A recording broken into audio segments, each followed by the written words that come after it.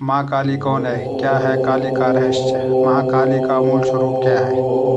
कई मूर्तियों और तस्वीरों में माँ काली को भगवान शिव के ऊपर आरूढ़ दिखाया गया है। कई मूर्तियों में उन्हें 10 पदी या 10 पैरों वाली भी दिखाया गया है। माँ काली के विभिन्न स्वरूपों में दक्षिण काली, शमशान काली, श्यामा काली, भद्रकाली, कालिका देवी और 10 महाविद्या की प्रथम महाविद्या देवी काली प्रमुख है। क्या ये सब अलग अलग देवियां हैं या फिर किसी एक ही शक्ति के विभिन्न रूप हैं? माँ काली को काल का स्त्री रूप माना जाता है। जो काल पर विराजित हो वही माँ काली है। काल या महाकाल भगवान शिव को कहा जाता है और भगवान शिव ही संहार के देवता माने जाते हैं। ऐसी मान्यता है कि जो काल के वश में न हो वो काली दे सकती है, अर्थात जो आपके भाग्य के अनुसार नहीं प्राप्त होने वाला हो वो भी माँ काली की कृपा से प्राप्त हो सकता है। माँ काली इसीलिए महाकाल के ऊपर विराज रही है। ऐसी मान्यता है कि शक्ति के बिना शिव भी शव के समान है। जब तक शिव और शक्ति संयुक्त नहीं होते हैं संसार का चक्र शुरू नहीं हो सकता है। श्री दुर्गा सप्तशती के प्रथम अध्याय में हमें एक ऐसी शक्ति का आभास होता है जो ब्रह्मा, विष्णु और शिव से भी पूर्व है और वही सारी सृष्टि का मूल है। श्री दुर्गा सप्तशती के प्रथम अध्याय में कथा आती है कि संसार की एक लय में चलने की वजह से आद्या शक्ति योग माया भगवान विष्णु को योग निद्रा में ले जाकर सारे संसार के पालन कार्य को अपने हाथ में लेती है।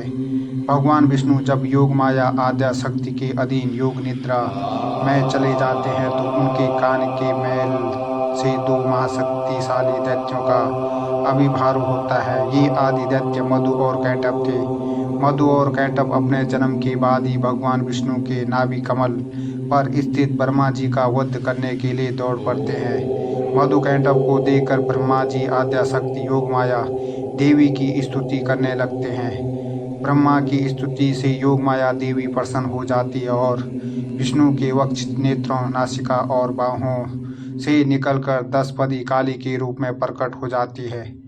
ब्रह्मा उन 10 पदी माँ काली की स्तुति करते हैं और उनसे भगवान विष्णु को योग निद्रा से जागा कर उन्हें मधुकैटभ का वध कराने का आग्रह करते हैं।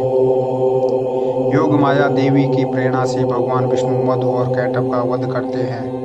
यही आद्या शक्ति का सबसे आरंभिक रूप है जो 10 पदी काली के रूप में अभिव्यक्त होता है। 10 पदी काली मधु कैटभ के वध के पश्चात अंतर्धान हो जाती है। वो कहाँ जाती है इसका कोई वर्णन नहीं है। श्री दुर्गा सप्तशती के उत्तम चरित्र के अध्यायों में कथा आती है कि जब शुंभ और निशुंभ ने सभी देवताओं को पराजित कर तीनों लोकों पर अधिकार कर लिया तो देवताओं ने एक बार फिर से आदिशक्ति योग माया की स्तुति शुरू की।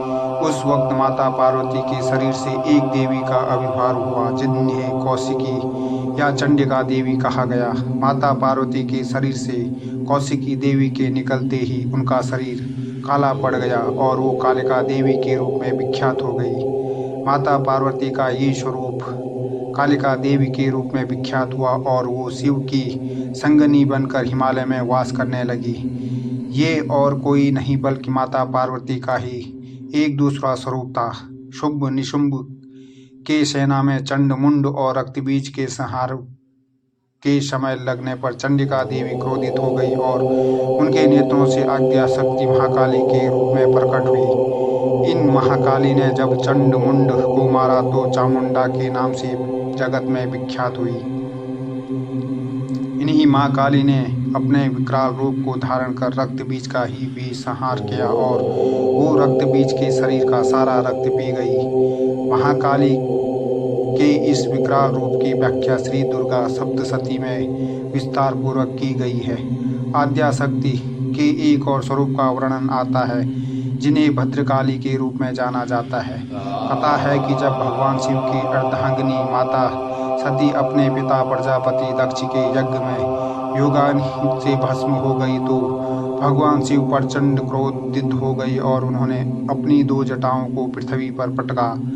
इससे एक जटा से वीरभद्र प्रकट हुआ और दूसरी जटा से भद्रकाली प्रकट हुई। आद्याशक्ति से भद्रकाली स्वरूप ने वीरभद्र के साथ प्रजापति दक्ष के यज्ञ का विध्वंस कर दिया। इसके बाद माँ भद्रकाली अंतर्धान हो गई। भगवान शिव की पत्नी माता सती के शरीर से जिन 10 महाविद्याओं का आविर्भाव हुआ है उनमें माँ काली प्रथम महाविद्या है। कथा है कि एक बार भगवान शिव माता सती से नाराज होकर जाने लगी तो माता सती ने 10 दिशाओं में खुद को 10 विभिन्न स्वरूपों में प्रकट कर लिया। इन 10 स्वरूपों का तांत्रिक साधना में बहुत महत्व है। माँ तारा 10 महाविद्याओं में एक महाविद्या मानी जाती है और आद्या शक्ति के एक स्वतंत्र स्वरूप के रूप में उनकी पूजा की जाती है। ऐसी मान्यता है कि माँ तारा का आविर्भाव भी माता सती के शरीर से हुआ है, लेकिन कई ग्रंथों में माँ काली के करुण स्वरूप को माँ तारा कहा जाता है। इसको लेकर 2 प्रकार की कथाएं आती हैं। एक कथा ये है कि जब समुद्र मंथन के दौरान हल्लाग्नि से कालकूट विष निकला तो भगवान शिव ने उसे पी लिया। उस वक्त भगवान शिव की अर्धांगिनी माता पार्वती ने भगवान शिव के गले को अपने हाथों से पकड़ लिया ताकि ये विश्व भगवान शिव के कंठ से नीचे न जाए। भगवान शिव का कंठ विश्व के प्रभाव से नीला पड़ गया और वो संसार में नीलकंठ के रूप में विख्यात हो गए। लेकिन भगवान शिव के कंठ में विष के रहने से उनके गले में जलन होनी शुरू हो गई। ऐसे में आद्याशक्ति माँ तारा के स्वरूप में प्रकट हुई और उन्होंने भगवान शिव को पान कराया, इनके विष को खत्म कर दिया। दूसरी कथा ये भी आती है कि जब माँ काली ने रक्तबीज का संहार किया तो माँ काली इतने क्रोध में भर गई कि वो सृष्टि का ही संहार करने लगी। तब ऐसे में भगवान शिव पहले तो माँ काली के पैरों को नीचे आ गए जिससे उनका क्रोध खत्म हो सके। उसके बाद वो एक बच्चे के रूप में माँ काली के सामने आ गई। बालक रूप में भगवान शिव को देखकर माँ काली का क्रोध शांत हो गया। माँ काली के इस शांत स्वरूप को ही माँ तारा का नाम दिया गया। ऊपर बताए गए वर्णों में हमने बार बार आद्याशक्ति के 10 पदी काली, कालिका देवी, महाविद्या काली और भद्रकाली आदि स्वरूपों को देखा, लेकिन आद्याशक्ति का खुद का स्वरूप कैसा है इसको जानने के लिए हमें दक्षिण काली की मूर्ति को देखना पड़ेगा। दक्षिण काली को ही आद्याशक्ति का मूल स्वरूप माना जाता है। आद्याशक्ति इस स्वरूप में भगवान शिव के ऊपर अपने दाहिने पैर को रखकर खड़ी है। उनके 4 हाथ हैं। उनके 2 हाथ में एक हाथ आशीर्वाद की मुद्रा में है और एक हाथ अभय की मुद्रा में है। माँ काली के बाएं हाथ में एक हाथ में खंडक है और दूसरे एक राक्षस का सिर। दक्षिण काली ने राक्षसों के सिरों की माला पहन रखी है और उनकी लाल जी बाहर निकली हुई है। माँ दक्षिण काली के चेहरे पर रहस्यमयी और करुणामयी मुस्कान है। माँ दक्षिण काली की वर और अभय मुद्रा जहाँ सृष्टि के निर्माण और पालन को बताती है, वहीं उनके दोनों बाएं हाथों से उनकी संहारणी शक्ति का पता चलता है। माँ काली के सिर्फ इसी स्वरूप की पूजा घरों के अंदर की जाती है और कोई भी भक्तिभाव से उनकी आराधना कर उनकी कृपा प्राप्त कर सकता है। कहानी आप लोगों को अच्छी लगे तो चैनल को लाइक शेयर करें और चैनल का सदस्य जरूर बने। धन्यवाद।